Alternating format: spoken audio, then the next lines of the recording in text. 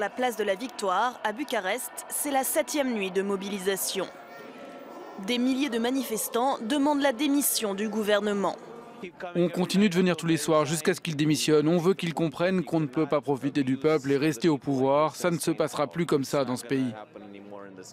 L'origine de leur colère, un décret qui date de fin janvier visant à assouplir la législation anticorruption.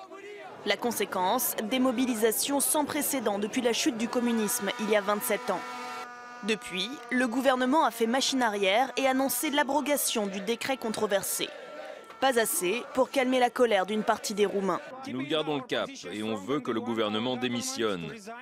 On ne croit plus en ce gouvernement parce qu'il se cache pour passer des lois et couvrir les politiques corrompus.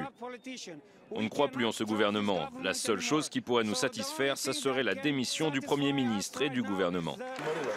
Le président roumain semble lui aussi vouloir la démission du gouvernement.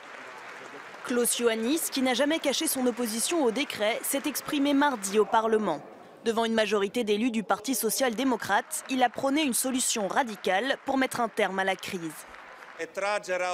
Retirer le décret signé en urgence et l'éventuelle démission du ministre de la Justice, ça n'est pas suffisant.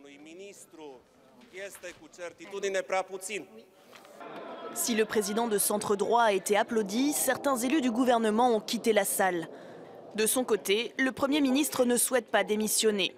Il s'exprimera ce mercredi à l'occasion d'un débat autour d'une motion de censure déposée par l'opposition.